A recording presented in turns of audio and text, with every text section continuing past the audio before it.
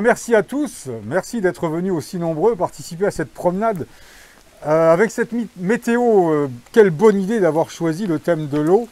Donc la ville des Herbiers est née de la rencontre entre une rivière, la Grande Maine, et une colline, le Mont des Alouettes. Le Mont des Alouettes a fourni l'énergie pour produire la farine essentielle, et puis également la rivière, la Grande Maine, qui assurait à la fois la fonction que l'on voit ici à côté de nous, qui est la fonction donc hygiène. Nous sommes devant le lavoir des herbiers, qui était accompagné aussi d'un espace pour se laver. Et oui, l'eau était précieuse à l'époque et on connaissait sa valeur.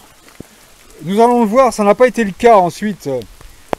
Les Herbretais, progressivement, ont oublié que l'eau était essentielle à la vie.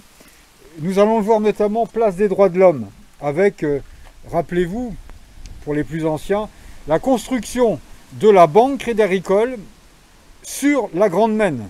Notamment le coffre de la banque Crédit Agricole a été construit sur la Grande Maine, et ça n'est que il y a une dizaine d'années que le conseil municipal a validé, car cette construction, en plus pour l'anecdote, avait été faite sans aucune autorisation.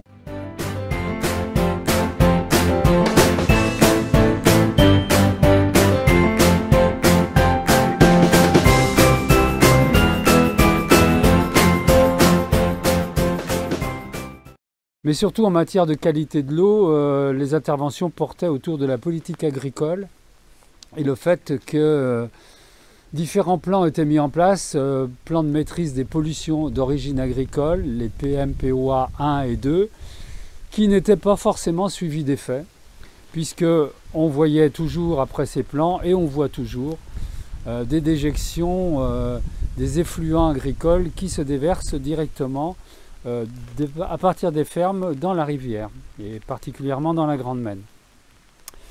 Voilà, il y a eu d'autres plans aussi, le plan leader européen. Et je me souviens, enfin, l'un des axes de bataille aussi était sur les questions d'extension d'élevage par rapport à ces PMPOA 1 et 2, puisqu'on votait au conseil municipal des extensions d'élevage qui n'avaient aucun regard par rapport à ces problématiques de l'eau. Et ce qui était notamment contradictoire avec une autre politique qui était affichée, puisque à l'époque, c'était le mandat Marcel Albert, eh bien, il essayait de développer une politique qui avait une coloration, à laquelle on donnait une coloration verte, notamment je pense au week-end sur la biologie, enfin à la Cossonnière, mais bon, d'autres opérations. Mais en même temps, on ne touchait pas à cette politique agricole qui, il faut dire, était bien verrouillée par la FDSEA. Car aussi, c'est un élément de la question. La FDSEA est très présente dans nos instances. Au niveau départemental, c'est d'actualité avec l'élection qui se profile, mais aussi dans les niveaux locaux, municipaux et communautaires. Et aux Herbiers, c'était bien le cas, puisqu'il y avait des représentants de la FDSEA ici, et qui avaient une certaine emprise, on va dire, sur la politique. C'est vraiment, j'ai envie de dire, je ne sais pas si je dois employer des grands mots, mais c'est un petit peu l'État dans l'État.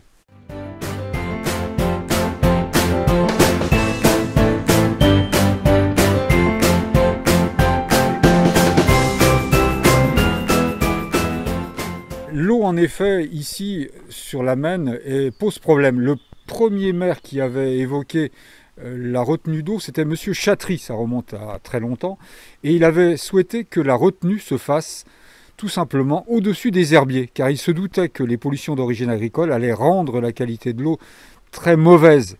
Finalement, son projet, sa proposition a été rejetée, et la retenue donc de la Bultière s'est installée du côté de Bazoges-en-Paillé.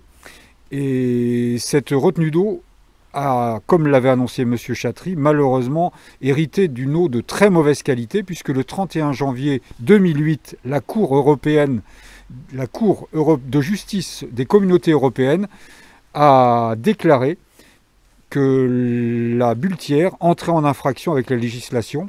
Juste pour vous donner une idée, En 2006, pendant 146 jours, donc sur l'année, la Bultière avait dépassé les normes de 40 mg par litre de nitrate. Vous voyez donc le problème des nitrates, qui est un problème lié aux épandages agricoles, était déjà très très important.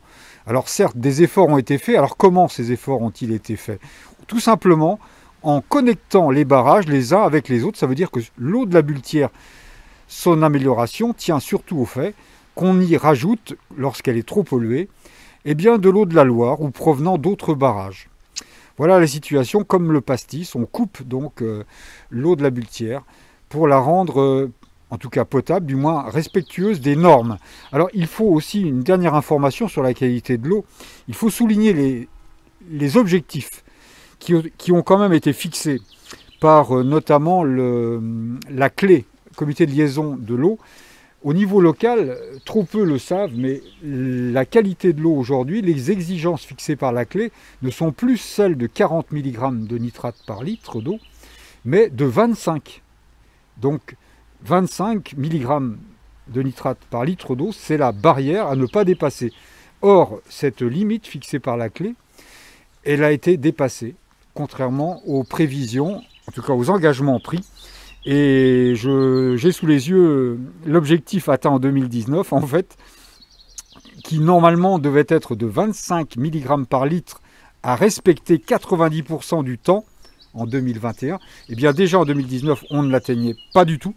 Et en 2021, on ne l'atteint certainement pas, puisque les analyses à la Bultière, par exemple, il y a eu 7 analyses seulement, ce qui est absolument inqualifiable, parce qu'à partir d'analyses aussi faibles en nombre, on peut difficilement évaluer la pollution.